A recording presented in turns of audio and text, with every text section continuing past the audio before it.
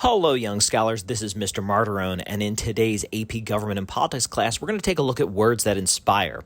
And in particular, we're going to focus on President Obama's farewell address to the nation delivered in January of 2017.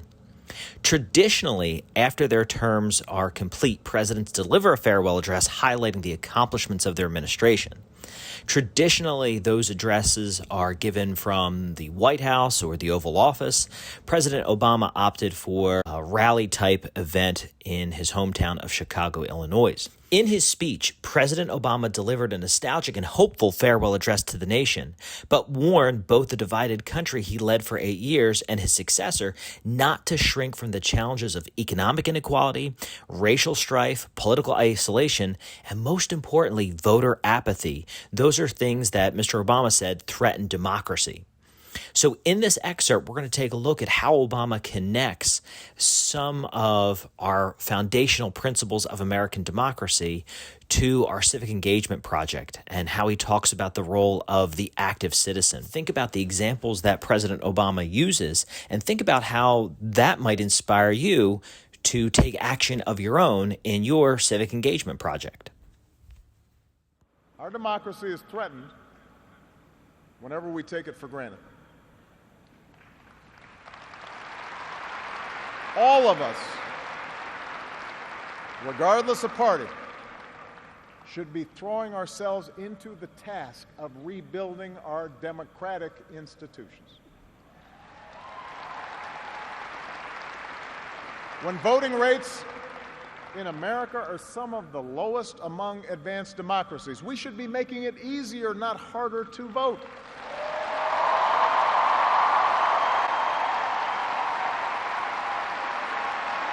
When trust in our institutions is low, we should reduce the corrosive influence of money in our politics and insist on the principles of transparency and ethics in public service. When Congress is dysfunctional, we should draw our congressional districts to encourage politicians to cater to common sense and not rigid extremes.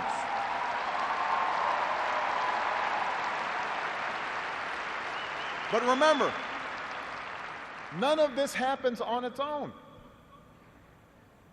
All of this depends on our participation, on each of us accepting the responsibility of citizenship, regardless of which way the pendulum of power happens to be swinging. Our Constitution is a remarkable, beautiful gift. But it's really just a piece of parchment. It has no power on its own. We, the people, give it power. We, the people, give it meaning with our participation and with the choices that we make and the alliances that we forge, whether or not we stand up for our freedoms, whether or not we respect and enforce the rule of law. That's up to us. America's no fragile thing, but the gains of our long journey to freedom are not assured. In his own farewell address, George Washington wrote that self-government is the underpinning of our safety, prosperity, and liberty. But from different causes and from different quarters, much pains will be taken to weaken in your minds the conviction of this truth. And so we have to preserve this truth with jealous anxiety that we should reject the first dawning of every attempt to alienate any portion of our country from the rest, or to enfeeble the sacred ties that make us one.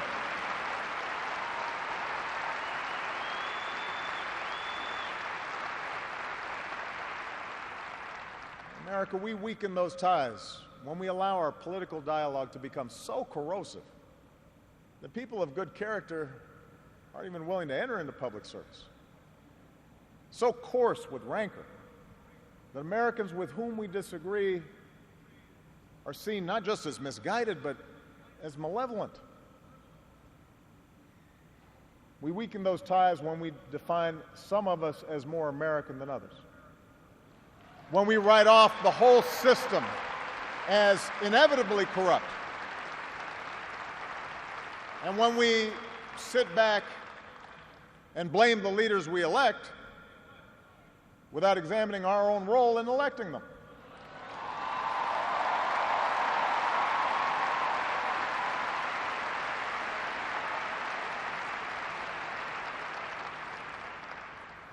It falls to each of us to be those anxious, jealous guardians of our democracy,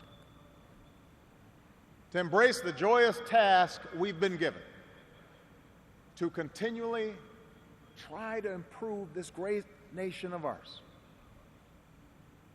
Because for all our outward differences, we in fact all share the same proud title, the most important office in a democracy: citizen. Citizen.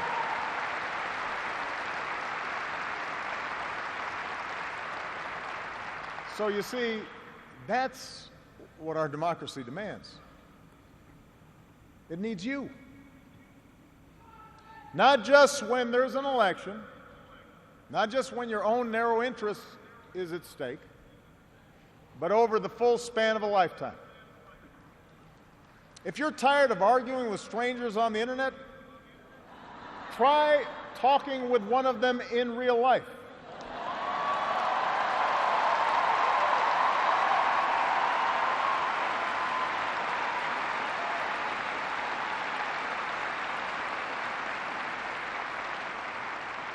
If something needs fixing, then lace up your shoes and do some organizing.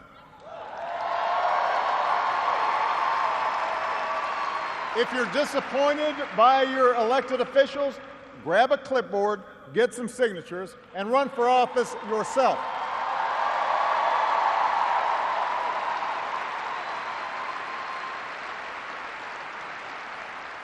Show up.